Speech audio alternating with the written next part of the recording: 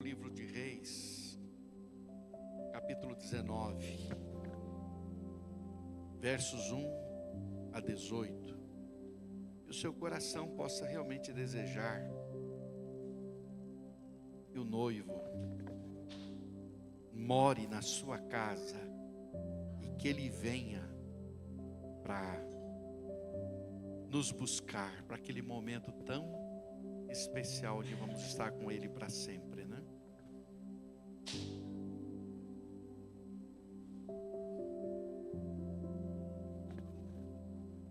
Primeiro Reis, capítulo 19, verso 1 a 18, diz assim a palavra do Senhor.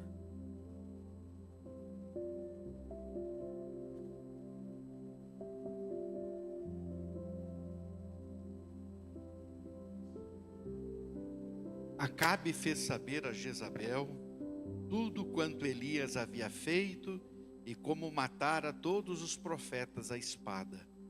Então Jezabel mandou um mensageiro a Elias a dizer-lhe: façam-me os deuses como lhe aprouver, se amanhã a estas horas não fizer eu a tua vida como fizestes a cada um deles. Temendo, pois, Elias, levantou-se para salvar sua vida, se foi. E chegou a Berseba, que pertence a Judá, e ali deixou o seu moço. Ele mesmo, porém, se foi ao deserto, caminho de um dia, e veio e se assentou debaixo de um zimbro, e pediu para si a morte, e disse: basta, toma agora, ó Senhor, a minha alma, pois não sou melhor do que meus pais. Deitou-se e dormiu debaixo do zimbro. Eis que um anjo o tocou e lhe disse: levanta-te e come. Olhou ele e viu junto à cabeceira um pão cozido sobre pedras em brasa e uma botija de água. Comeu, bebeu e tornou a dormir. Voltou segunda vez o anjo do Senhor, tocou e lhe disse: levanta-te e come, porque o caminho te será sobremodo longo. Levantou-se, pois, comeu e bebeu, e com a força daquela comida, caminhou 40 dias e 40 noites até Horebe, o monte de Deus. Ali entrou numa caverna onde passou a noite, e eis que lhe veio a palavra do Senhor e lhe disse: que fazes aqui, Elias? Ele respondeu: tenho sido zeloso pelo Senhor Deus dos exércitos, porque os filhos de Israel deixaram a tua aliança, derribaram os teus altares e mataram os teus profetas à espada, e eu fiquei só, e procuram tirar minha vida. Disse-lhe Deus: sai e põe-te nesse monte perante o Senhor. Eis que passava o Senhor num grande e forte vento, fendia os montes e despedaçava as penhas diante do Senhor. Porém o Senhor não estava no vento. Depois do vento, um terremoto, mas o Senhor não estava no terremoto. Depois do terremoto, um fogo, mas o Senhor não estava no fogo. E depois do fogo, um cicio tranquilo e suave. Ouvindo Elias, envolveu o rosto no seu manto, e saindo pôs-se à entrada da caverna. Eis que lhe veio uma voz e lhe disse: que fazes aqui, Elias? Ele respondeu: tenho sido em extremo zeloso pelo Senhor, Deus dos exércitos, porque os filhos de Israel deixaram a tua aliança, derribaram os teus altares, mataram os teus profetas à espada, e eu fiquei só, e procuram tirar minha vida.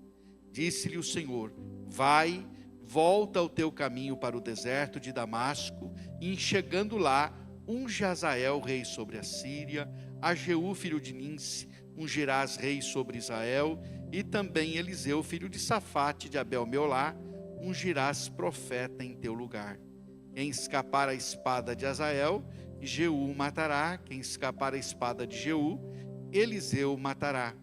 Também conservei em Israel 7.000, todos os joelhos que não se dobraram a Baal, e toda a boca que não o beijou. Você pode orar comigo? Então diga assim: Senhor Jesus, que o meu coração seja terra boa, para que a tua palavra produza frutos. Quebra toda resistência e transforma-me para a glória de Jesus. Amém. Obrigado, irmãos. Podem sentar. Retaliação. Retaliação. O texto bíblico que nós temos diante de nós é muito usado para manifestar a humanidade do profeta, para ensinar sobre o quanto os homens de Deus são também humanos. Têm suas crises, seus momentos difíceis e seus medos, seus momentos de depressão, como aconteceu com Elias. E tudo isso é verdade. Porém, há nesse texto claramente uma revelação de uma ação maligna de retaliação. Retaliação é um ato ou efeito de retaliar, ou seja, de revidar com um dano igual ao que se recebeu. É o contra-ataque. Retaliação foi o que Jezabel tentou fazer com Elias. Você matou os meus profetas, você será morto. Assim como você matou os meus profetas, eu vou fazer com você também. Elias teve medo, mas deveria ter tido. Eu digo, meu querido irmão, minha irmã, que não devemos jamais julgar os sentimentos ou emoções de outra pessoa. Nunca faça isso, porque nós nunca estamos sentindo o que o outro está sentindo. Somos humanos e precisamos entender isso. Porém, Elias não tinha o que temer. Ele teve medo, não deveria, porque não tinha o que temer. Ele estava debaixo da proteção de Deus. Eu falei aqui semana retrasada, no capítulo 18 de 1 Reis, que tudo o que ele fez, o desafio aos profetas de Baal, orar para que o fogo descesse do céu, tudo isso ele fez segundo a palavra do Senhor. Olha bem aqui para mim, por favor, fique bem atento. Tudo que Elias havia feito não fora por conta própria, mas foi segundo o que Deus lhe disse, lhe ordenou para fazer. Ou seja, ele fez segundo a palavra do Senhor. Se ele não fez da cabeça dele, se ele fez segundo a palavra do Senhor, ele estava debaixo da proteção de Deus. Então, embora ele tivesse medo, e é um sentimento que a gente não deve julgar em Elias, mas ele não deveria, exatamente porque o que ele fez foi debaixo de uma ordem, e debaixo dessa ordem ele tinha também a proteção de Deus.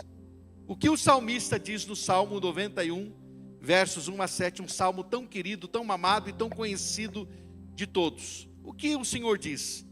Que o que habita no esconderijo do Altíssimo e descansa à sombra do Onipotente, diz ao Senhor: meu refúgio e meu baluarte, Deus meu em quem confio, pois ele te livrará do laço do passarinheiro, da peste perniciosa, cobrir-te-á com as suas penas, e sob as suas asas estarás seguro.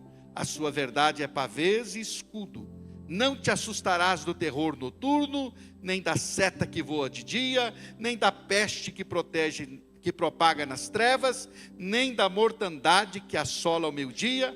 Cai 1.000 ao teu lado, 10.000 à tua direita, e tu não serás atingido. O salmista está dizendo: se você está debaixo do esconderijo, ou escondido em Deus, debaixo da proteção de Deus, não há o que temer. Elias estava numa guerra espiritual.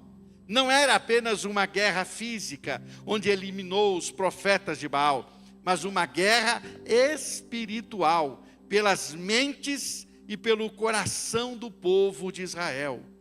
No capítulo 18, verso 19, nós vamos descobrir que eram 450 profetas de Baal e 400 profetas do poste ídolo, que era Astarote. Dizia-se que era a esposa do Baal. Portanto, após ter demonstrado publicamente que o Deus da Bíblia era o único Deus verdadeiro, que o Deus de Israel era o único Deus verdadeiro, esperava-se uma conversão em massa. Essa conversão em massa não houve, não aconteceu. O resultado de tudo que Elias havia feito foi uma um despertar de uma ira maligna e vingativa de Jezabel, a defensora do culto demoníaco. Então, a defensora do culto demoníaco, então, ela agora quer retalhar. Sempre que você fizer, preste atenção nisso, sempre que você fizer algo de valor no reino de Deus, despertará a fúria do inferno contra a sua vida. Ouviu o que eu falei? Sempre que você fizer algo de valor no reino de Deus, despertará a fúria do inferno contra a sua vida. E aí você vai dizer, então não vou fazer mais nada. Se é assim. Mas e o que eu falei de você estar habitando no esconderijo do Altíssimo? Se você está no esconderijo, não tem. Se você estiver no esconderijo do Altíssimo, você estará seguro, protegido, guardado, sustentado, amparado, fortalecido nele. Essa é a verdade. Por isso é importante. E se você não incomodar o inferno, então você não serve para ser um discípulo de Jesus. Pois os discípulos de Jesus são chamados para saquear o inferno. Então, se você não quer incomodar o inferno, como você vai saqueá-lo? É possível? Não é. E cada vez que você vai saquear o inferno, você vai entrar em confronto direto com o reino das trevas. Como disse certa vez o pastor Wilson Guimarães, os discípulos de Jesus são chamados para uma missão infernal, porque é ir ao inferno, arrancar as pessoas que são o seu bem maior, as almas que estão escravizadas por Satanás. Agora, como devemos reagir às retaliações? Parar? Ficar amedrontado? Entrar em depressão espiritual? O que devemos fazer diante das retaliações? É isso que quero responder a você nesta noite, querido irmão. O que precisamos fazer? Parar? Jamais. Ficar amedrontado? Não tem porquê. Entrar em depressão espiritual? Não há razão se eu estiver fortalecido no Senhor. Agora, o que eu devo fazer? Quais são as reações corretas diante das retaliações? Aprendendo nesse texto bíblico, Elias não fez o que deveria, mas ele nos ensina com o seu exemplo de não fazer também, né? E a gente aprende a como fazer e como não fazer com os exemplos que a gente tem na Bíblia. E aqui, o que deveria Elias ter feito e não fez, é o que nós devemos fazer. Quais são as reações corretas diante das retaliações? A primeira delas, não se isole, busque companhia. Quando você estiver sofrendo qualquer tipo de retaliação, o sentimento que virá no seu coração é o sentimento de recuar, de ficar cabisbaixo e de se recolher no seu cantinho. Esse é o sentimento. Quando você está triste, o que você gosta de fazer? Geralmente você gosta de estar onde estão outras pessoas? O que você faz? Você se isola. A reação humana geralmente é buscar o isolamento. Foi o que Elias fez, versos 3 e 4. Está com a sua Bíblia aberta? O que ele fez nos versos 3 e 4? Ele tinha um moço que era a sua companhia. O que ele faz? Ele diz para o moço: você fica aqui na cidade, você não vai mais comigo. E ele larga o seu moço ali. E ele vai para onde? Para o deserto. Eu sempre gosto de salientar que não foi Deus que mandou Elias para o deserto. Foi ele que foi por conta própria. E eu sempre digo que há desertos que não é Deus que manda você para lá. Você entra neles por conta própria também. Por conta, quem sabe, do entendimento que você está tendo daquele momento, que é um entendimento muitas vezes equivocado.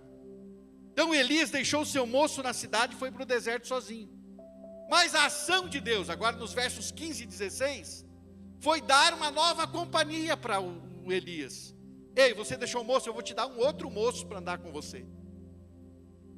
Então Deus está dizendo, você deixou alguém lá, eu vou te dar outra companhia. Deus está mostrando aqui que não é para andar sozinho. Elias agora vai ter novamente companhia. Deus manda ele novamente buscar companhia. É na comunhão com o corpo que nos fortalecemos. Então, querido irmão, irmã, você que me ouve e me assiste, eu digo para você, não aceite nenhum tipo de pensamento, de ideia de isolamento. Não aceite nenhum pensamento de que isso seja bom. Tenho dito que se nós aceitarmos esse tipo de pensamento, nós estaremos entrando no jogo do inimigo. A nossa força consiste em estarmos no corpo. A nossa força consiste em andar com outros irmãos. A nossa força consiste em estarmos juntos. Se você entende diferente, você está entendendo diferente as Escrituras. Quando Jesus mandou os discípulos na missão dos 70, ele sempre os mandou de 2 em 2, não mandou ninguém sozinho. Ninguém deve andar sozinho, você precisa de companhia. Então não se isole do corpo. Isso é ideia do inimigo, para que você fique, na verdade,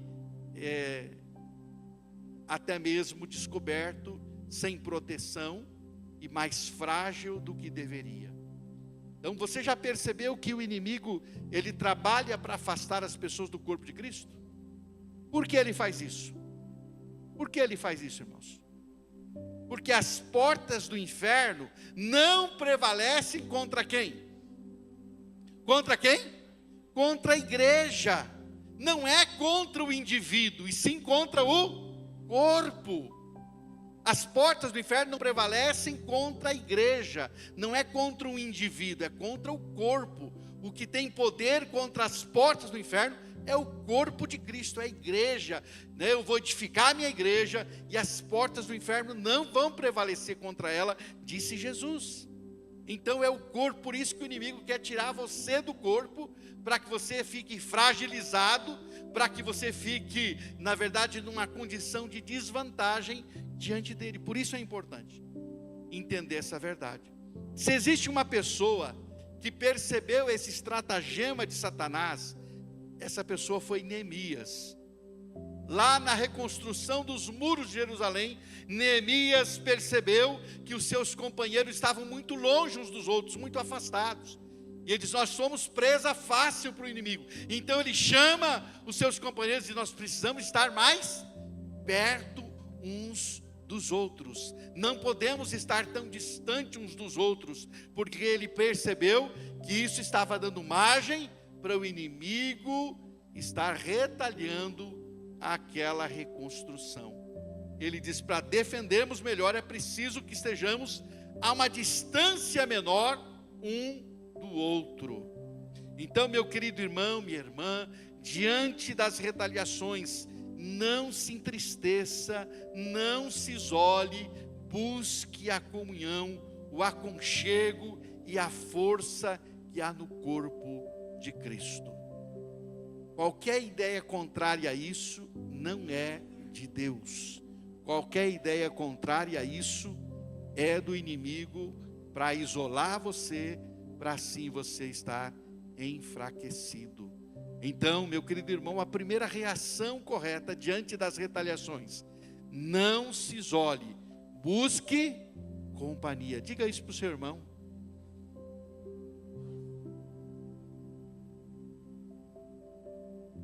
Busque companhia, lute contra a natureza. Muitas vezes você está triste, quer se isolar, lute contra isso. Não, eu preciso estar junto de outras pessoas, e eu preciso que outras pessoas nesse momento me ajudem e me fortaleçam em oração e na comunhão. Aliás, só o fato de estar junto é revigorante para quem se aproxima, mesmo que você esteja um tanto quanto triste ou desanimado, se aproxime, só isso já terá valor para você, pode ter certeza disso. Uma segunda reação correta diante das retaliações: alimente-se no Senhor. Versos 5 a 8, nós vamos descobrir isso. Quando estamos enfrentando retaliações, isso afeta, meus irmãos, o nosso humor. E isso afeta também o nosso apetite. Quando você está enfrentando uma dificuldade, uma crise, né? Geralmente tem pessoas assim que perdem o apetite, né? A comida não tem sabor. O salmista vai dizer que teve um momento em que ele enfrentou isso, a comida não tinha sabor, ele não queria se alimentar. E Elias estava assim, dessa forma, exatamente assim, porque a tendência é ficar triste, perder a vontade de comer, e Elias sentiu isso. Mas a ação do Senhor aqui foi maravilhosa. Eu digo para você que há sempre um anjo do Senhor pronto a lhe oferecer alimento abençoador e renovador. Isso é maravilhoso. Há sempre um anjo do Senhor, né? E muitas vezes esse anjo não tem asa e tem nome e sobrenome aqui da terra, viu? Às vezes Deus usa os anjos daqui para levar, né, alguma coisa diferente para você, uma palavra diferente para você. Sempre que eu leio esse texto, eu fico impressionado com duas coisas. A primeira é a insistência para que o Elias comesse. O anjo insistiu. Se você ler o texto aqui, ele está enfastiado, ele não quer se alimentar, o humor dele não está bem, mas o anjo insiste para que ele se alimente, né? Ou seja, o Senhor insiste, você precisa estar bem alimentado na palavra, você precisa estar fortalecido, você não pode deixar de se alimentar. E existem disciplinas espirituais que nos alimentam, e a gente precisa praticá-las. É a leitura de Bíblia, é a oração, é o culto ao Senhor, é a meditação, é a confissão. São disciplinas que nos ajudam e nos fortalecem na nossa vida cristã e espiritual. Então a primeira coisa que me chama a atenção é essa insistência: come, você precisa comer e beber. A segunda coisa que me chama sempre a atenção nesse texto é o poder sobrenatural daquele pão. Eu sempre fico impressionado como Elias conseguiu andar 40 dias e 40 noites com a força daquele pão. E pão abençoado, né? Imagine andar 40 dias e 40 noites sem parar. De Berseba até o Monte Horebe, onde ele foi, era cerca de 300 quilômetros. Ele andou 300 quilômetros na força de um pão e de uma botija de água que foi deixada para ele ali. Eita, pão abençoado, né? Esse veio direitinho do céu. Mas a verdade é que, né, há em Deus, o que está mostrando o texto sagrado? Que há em Deus um alimento que nos revigora, que nos fortalece, que nos põe a andar, queridos irmãos. Oh, aleluia! Há um alimento sobrenatural que está à nossa disposição. Mesmo que você às vezes esteja, né, tão desanimado a ponto de não conseguir nem colocar, né, o garfo na boca, né, não consegue nem abrir a escritura, porque está tão, né, parece que fica tão difícil. A primeira linha que você lê, você já está dormindo em cima da escritura.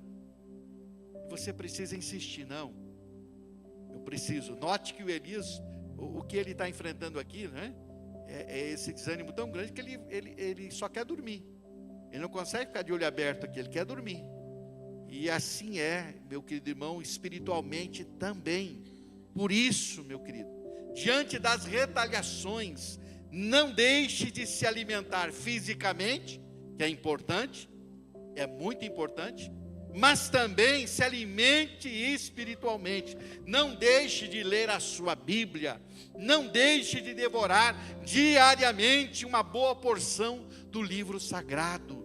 Isso é fundamental para que você consiga estar bem diante das retaliações. Retaliações sempre você as enfrentará nesse mundo, e principalmente se você desagradar o diabo. Quem é que quer agradar o diabo, irmão? Levanta a mão. Quem é que quer agradar o diabo? Você quer agradar o diabo? Não, né? Então, se você não quer agradar a ele, você vai enfrentar a retaliação da parte dele. Porque se você não agrada, você o desagrada. E se você o desagradar, sempre haverá retaliação. Saiba disso. Tá bom? Então, meu querido, alimente-se no Senhor. Alimente-se nele, para que você tenha a condição de continuar a sua caminhada. Mas há uma terceira reação correta diante da retaliação. Não se vitimize. Não se vitimize. Se você se vitimizar, você vai dar uma de coitadinho. Perceba, meu querido irmão, versos 10, 14, que o Elias está dizendo assim: só eu fiquei, tadinho de mim. É isso que ele está dizendo. O que você está fazendo, Elias? Só eu fiquei. E aí no versículo 18, Deus terminou: Elias, deixa eu contar uma novidade para você. Não é só você não. Não é só você que ficou. Então, querido irmão, perceba que Deus não estimula Elias em sua vitimização. Só eu fiquei. Deus não lhe diz assim: tadinho, como você é um sofredor. Obrigado, Elias, por sofrer pela minha causa. Deus não faz isso. Deus diz para Elias: Elias, o que você está pensando? Que é só você o sofredor? Tem 7.000 joelhos que não dobraram a Baal, que não beijaram Baal. Você está achando que é só você o único a sofrer? Ou seja, Deus não dá corda para a vitimização do Elias. Não fica colocando pilha: tadinho de você mesmo, Elias. Não. Deus corta isso. O que Deus faz? Ele mostra para Elias que há muito mais gente enfrentando lutas e retaliações por causa da sua fé. Por que o inimigo insiste que nos vitimizemos? Porque geralmente ele quer mostrar o quanto Deus é cruel ao permitir que você sofra, ao servi-lo, apesar de servi-lo. Ele quer que você entenda que não vale a pena servir a Deus, porque se você está servindo e sofrendo, então não vale a pena. Eu não quero servir a Deus para ficar sofrendo. Eu já ouvi crente dizendo isso.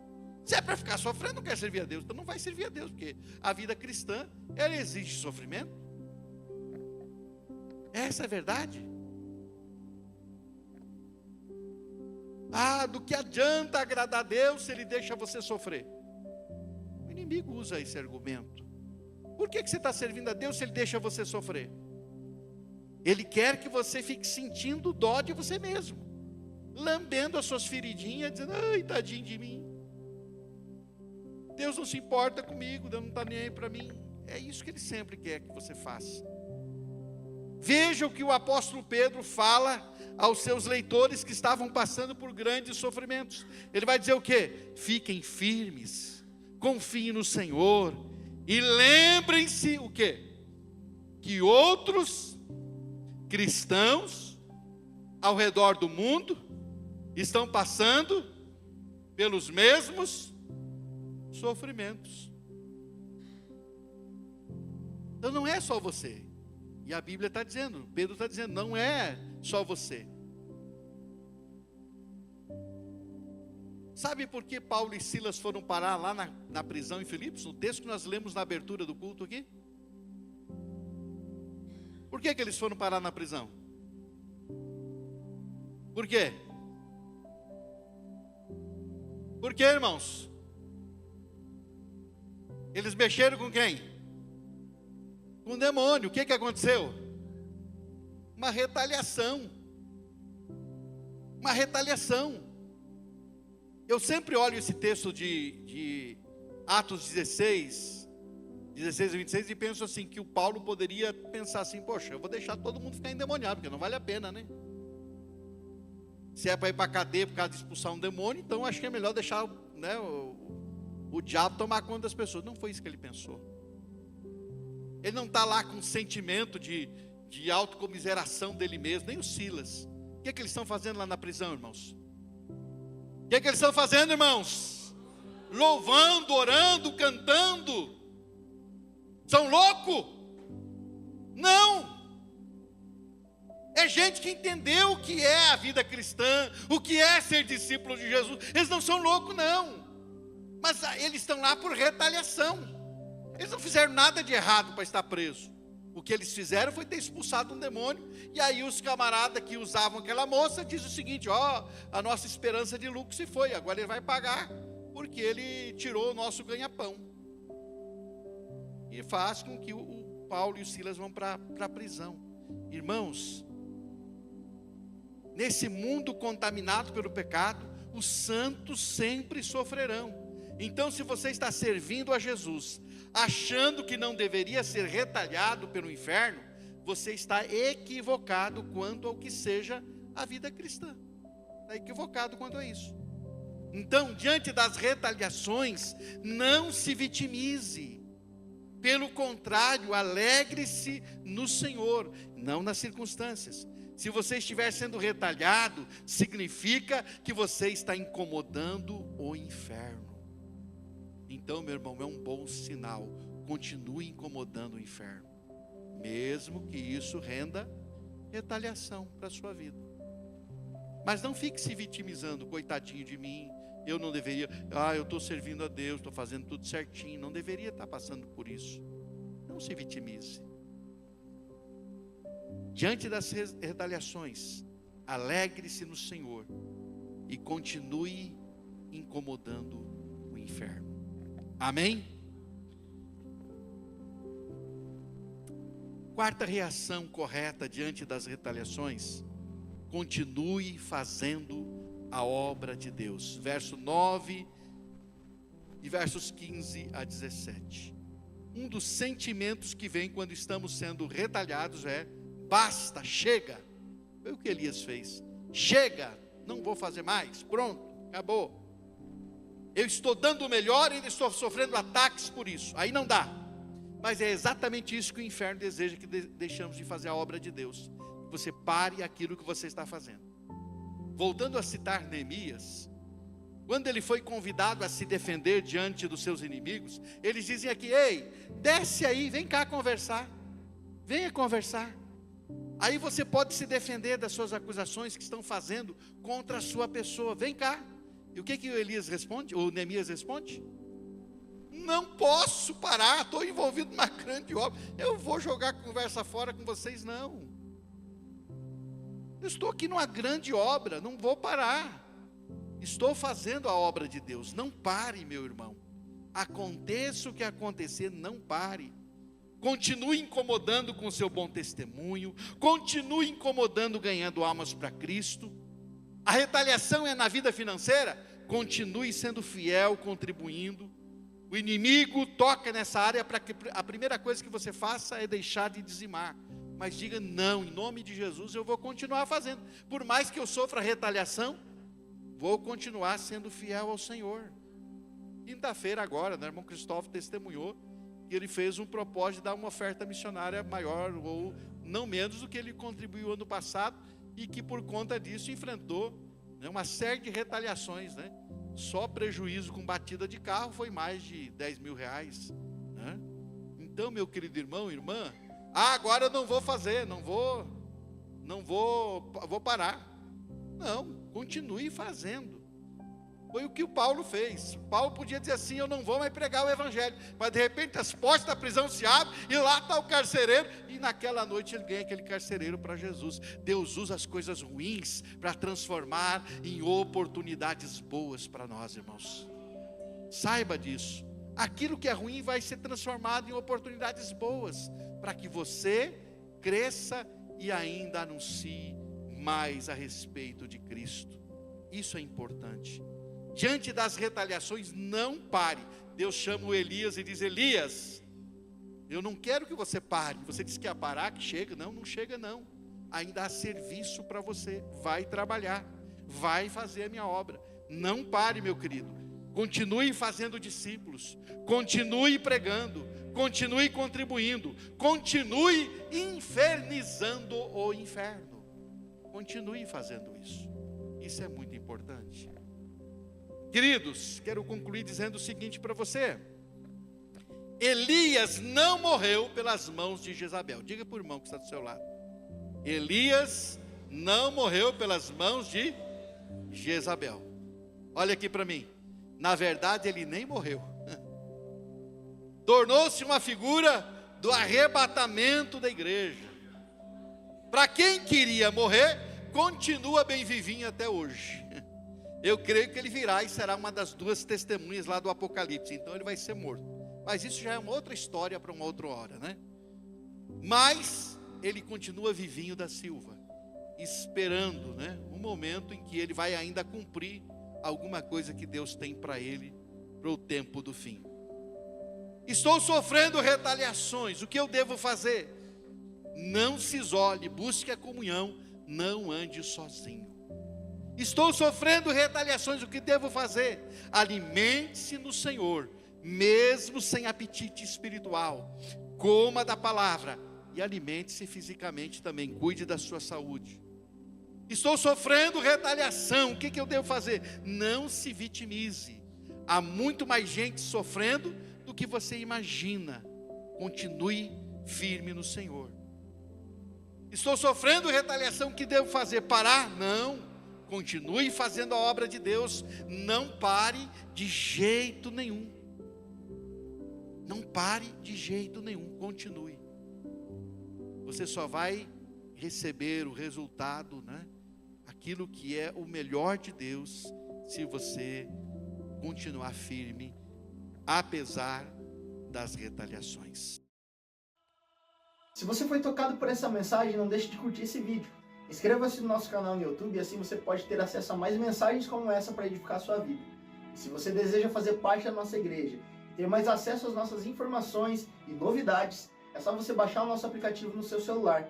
Baixe gratuitamente. É só você abrir a loja virtual no seu celular e digitar IBI Cascavel.